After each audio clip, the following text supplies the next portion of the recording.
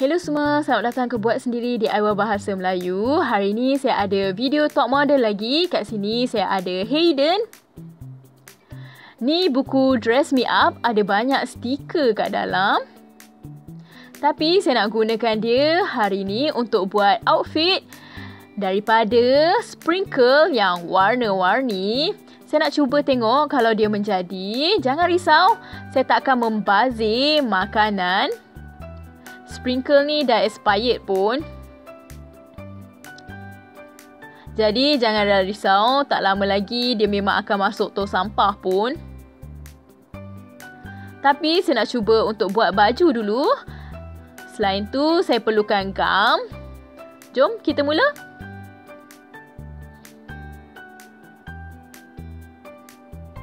Letak sprinkle ni kat tepi dulu.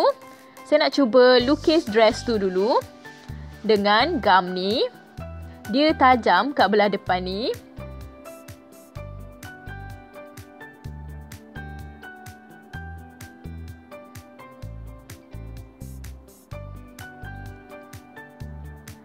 Gam ni dah terkeluar.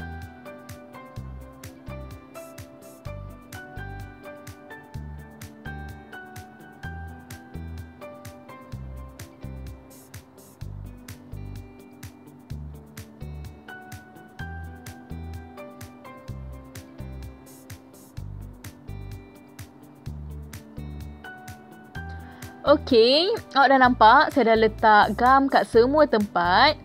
Kat bawah ni saya buat macam tassel. Sekarang masa yang dinantikan, saya nak tabur dengan sprinkle.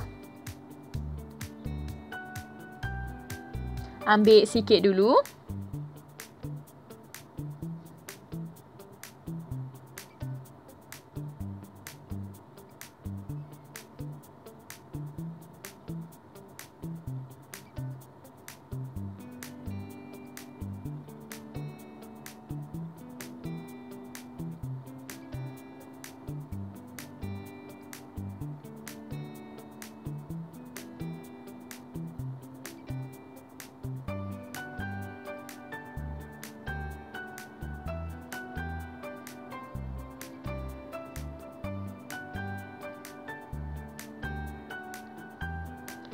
Memang banyak kat sini.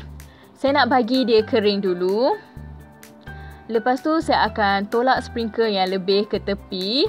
Saya akan angkat je kertas ni. Lepas tu sprinkle yang tak lekat akan jatuh sendiri. Dah berapa minit sekarang? Sekarang masa yang dinantikan.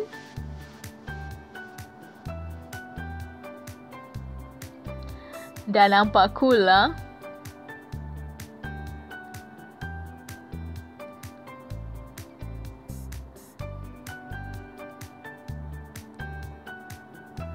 Saya guna jari untuk betulkan sikit.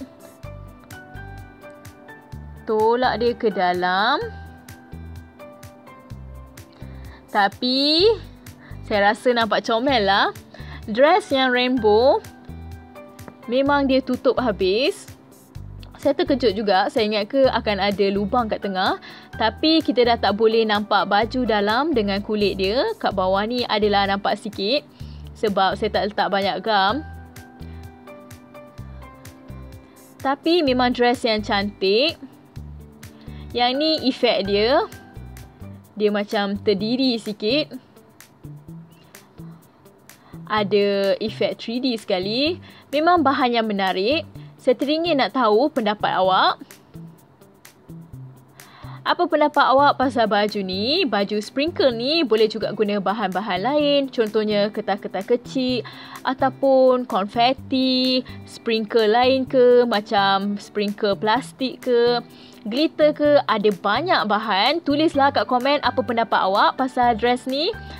Awak ada idea lain tak? Bahan apa yang patut saya guna untuk buat dress? Ataupun untuk muka dia dengan tangan top model.